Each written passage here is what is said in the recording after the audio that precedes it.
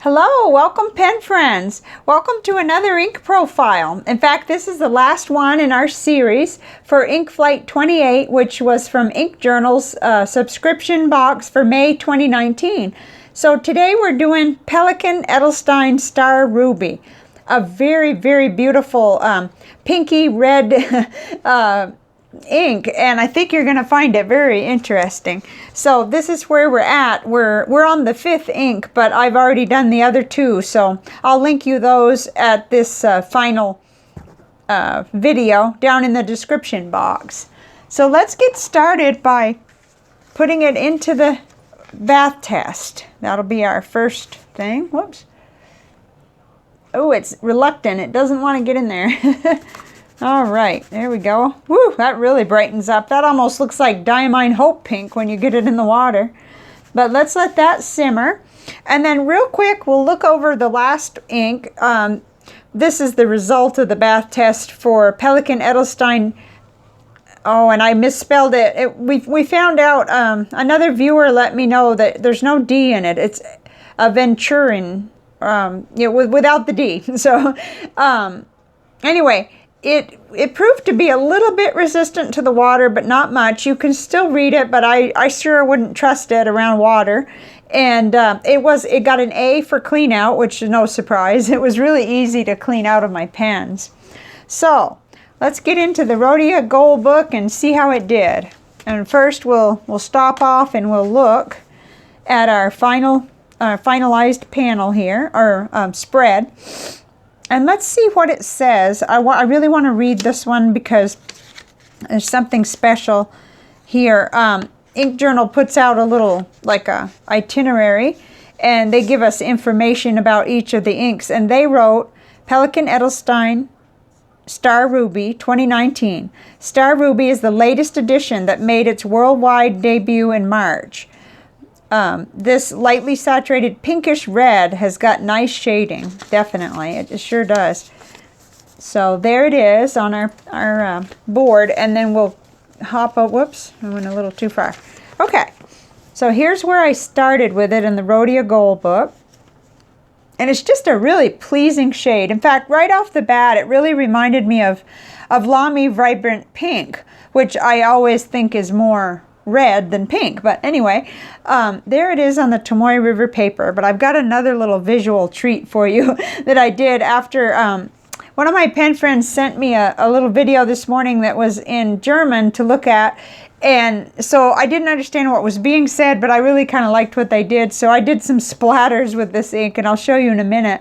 But here it is in the broad nib and in the fine nib.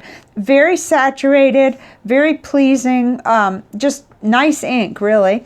And then my chromatography came out rather dull. You know, it went up the strip, and it stayed pretty consistently, just kind of a muted pink, as it were. I thought that was very interesting, but that's just the way it came out. But I really like it. It also reminded me of Caran Divine Pink. So we'll look at that too. Let's see. Oh yes, I did find it at Pen Chalet for $3.50 for a 4 ml sample and $28 on sale for the 50 ml bottle. And let's just go on. Let me show you that little visual thing I was talking about. I did some ink splatters after... Thank you, Donna, for sending me that video. I couldn't resist. I got my ink syringe. I realized I had done the profile. I don't normally like to waste ink, but this really wasn't wasting. It was fun. See that gold sheen, or bronze, I guess, but to me it looked gold, comes out. Wow, that was really fun. Of course, I had to put on an apron and cover my kitchen table, and I have great admiration now for those folks at Goulet Pens, because theirs come out so creative, and mine just looks like it wanted to run right off the page, you know. But I thought that was really neat, and I don't get sick of looking at it. So there we have it.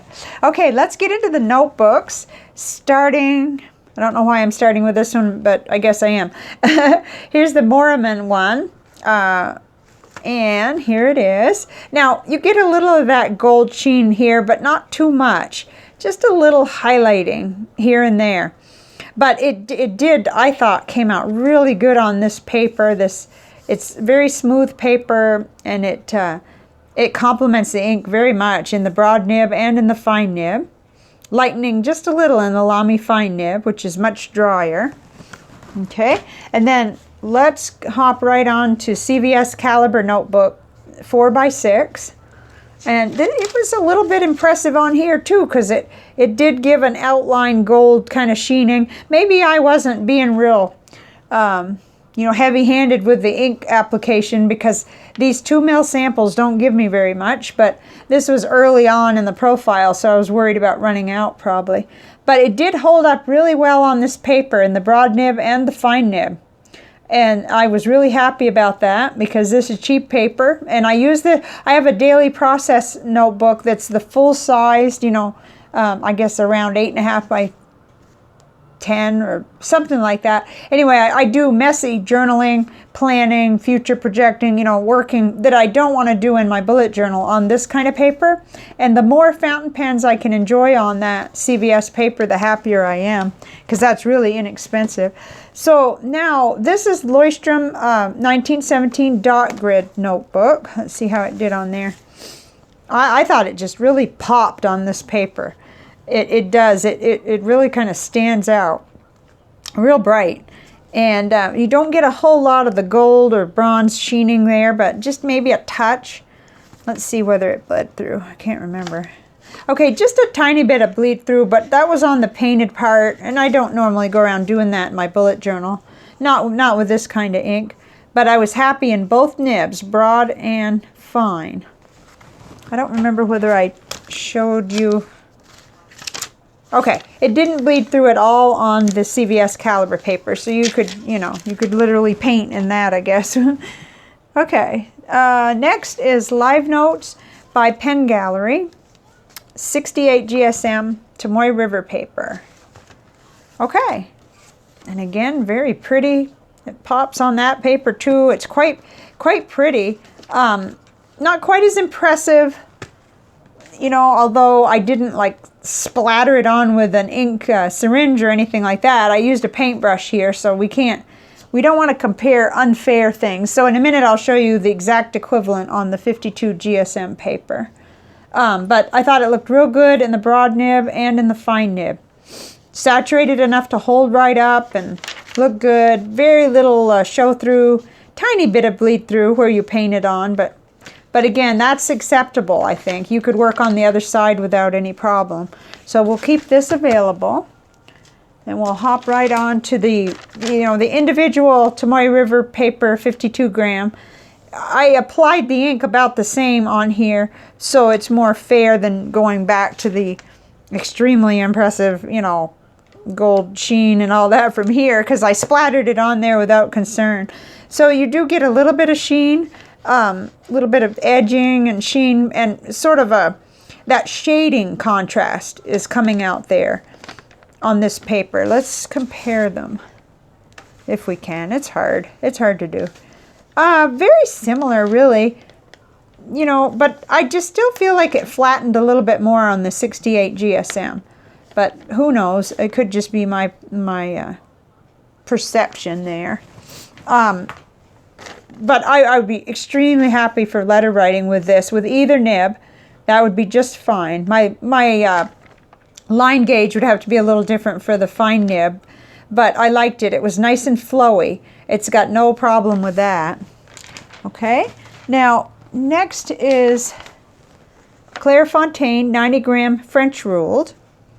Let's see, let me try to hold that up for you. It's looking real good on here, and from what I remember, it was nice and smooth. Definitely looks nice and saturated. I'm seeing lots of shading here. It seems like more shading here than it was on the other paper. Let's see. Who knows what might... Yeah, there was still some shading on the Tomoe River paper, but just a little bit more subtle, probably. I just noticed it a little bit more here. But overall, I just thought this ink was just lovely. I mean, very little bleed through there on the back. Okay, so Rhodia. Rhodia is usually always very pleasing. Here it is. Coming through real good. I'm not sure whether you can see the shading, but I can. And I liked the shading that came about here on this one. Very good. I guess I did a few more streaks here just to see what the color was turning into.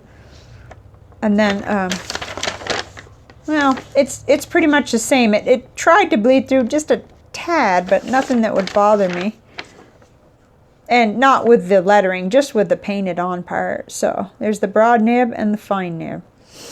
This is very pretty ink. I had really not thought it would be a favorite, but it turned out that I liked it a lot more than I thought. Okay, this is Georgia Pacific 20-pound copy paper. Very cheap, inexpensive copy paper. Let's see. Yeah, we definitely have feathering, but we would expect that coming out of that broad nib. That Serendipity is a wet writer, and you're going to get feathering on this cheap paper. But it didn't do that with the fine nib, with the Lamy fine nib, so that was good.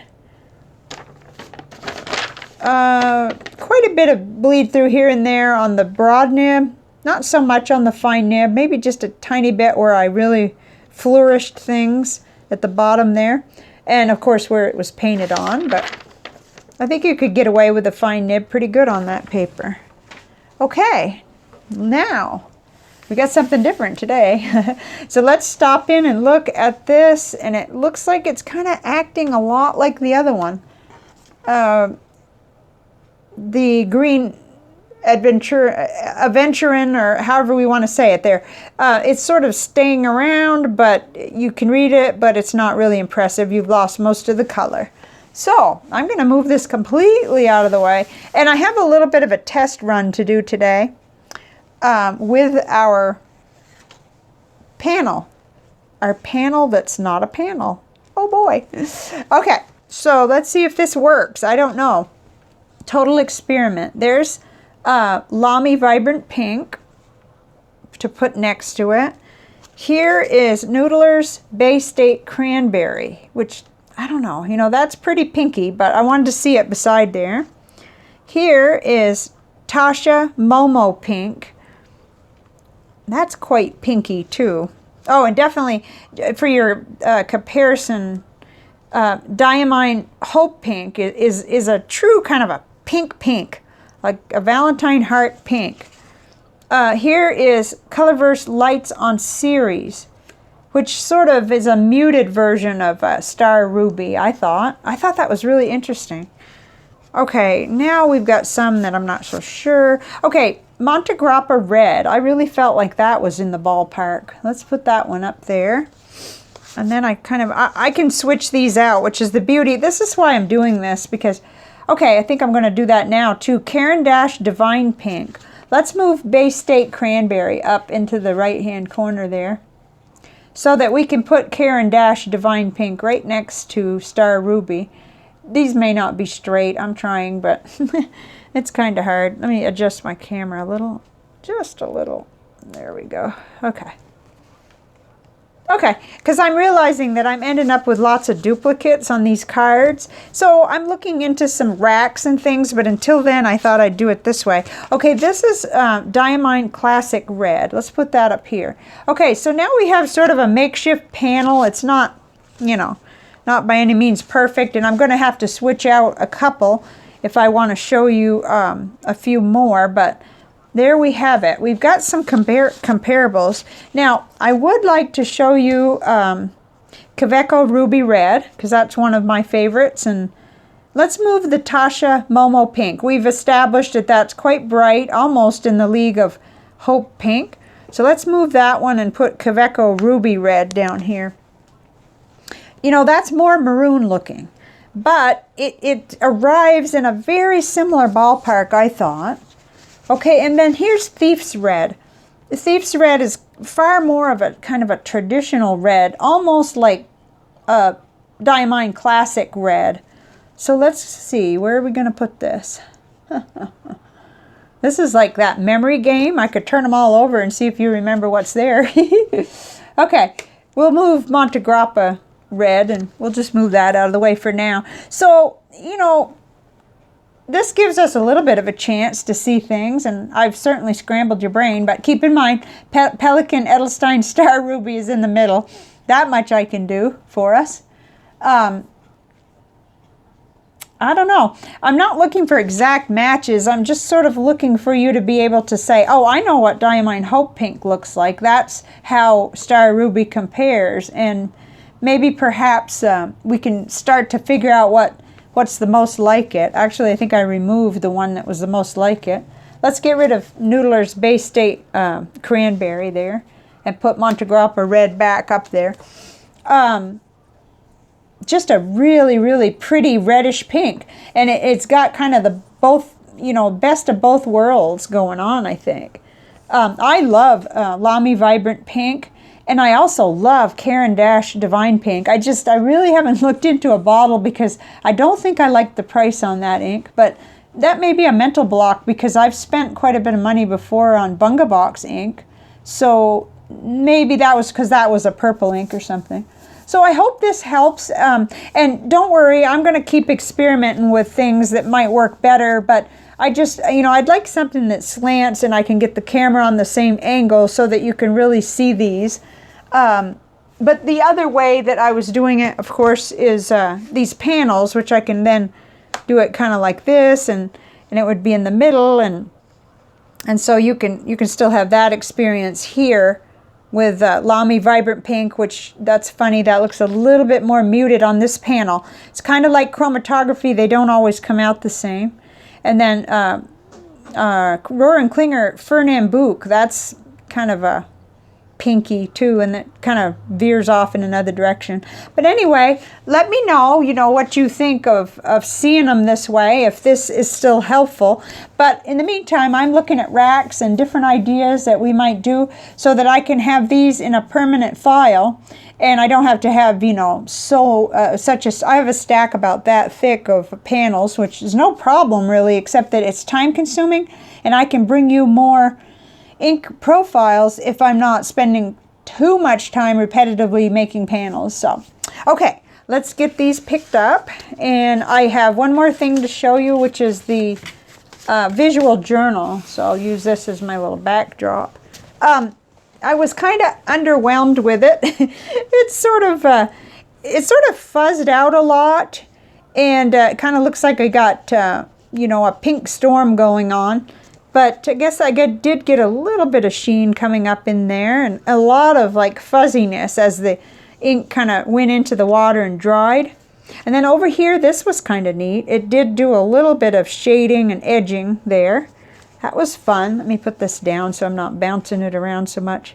But as usual, I enjoyed doing it. I like it when complexity emerges like that did in the, oh dear, we've got to yeah, because this is misspelled. I did find it. I found out that's true. It was misspelled, I think, on the vial and everywhere else that I wrote it. So, you know, it's just one of those minor glitches there. But, okay, so today, in terms of what's next, I don't even have a visual. So what I will say is that what's going to be next ink-wise is I'm going to make some selections.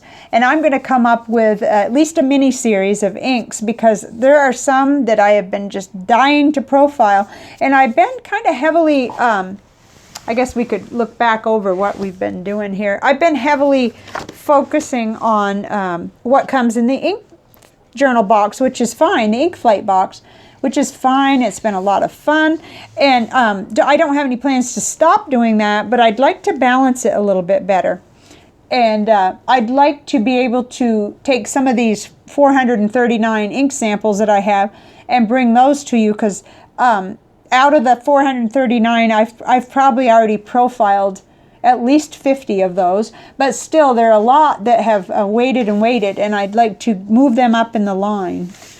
Oh, this was a pretty one, the secret ink. This was, I think, Diamine Velvet Crushed or something. I need to go back in and label it because I won't remember. Oh, remember Tarnished Nickel? And Diamine Amazing Amethyst. That did some amazing stuff. And Noodler's Rome Burning. I guess since I didn't have a real visual on what's next. Oh, apparently I sent this to someone. That happens every once in a while. So, you know, this is one of the really fun aspects for me. I'm going to flip until I find one that I want to show you. But, yeah, we've been doing the 7 ink profiles, and we've been It's been a while since I did some of the Tasha inks that I had selected. And this was an ink flight, Tasha Murasaki, I think that was in an ink flight. All kinds of inks, though, are available here, so I'm going to go ahead and that's my next task. In the midst of that, I have a pen allowance to bring you, but it needs to arrive first. I'm standing by my mailbox, like holding my breath, waiting for it. But that's okay. I'm going to get right into my samples, and I don't have a shipping confirmation yet. Oh, this was Ferris Wheel Pressed Tanzanite Sky. That was one of my own choices. I don't really make bad choices myself, but I do love the inks that they curate at Ink Journal. They really do a great job. This was Monteverde Napa Burgundy that a pen friend had sent me. Same here. This was Monteverde Yosemite Green, sent by a pen friend in North Texas. Okay, and then this was an entire ink flight done in little mini Nick Stewarts. Okay, I think that's enough visuals, and definitely I've talked long enough. I'll be bringing you some inks, ink profiles, and at least one more pen allowance that I can't wait to bring you.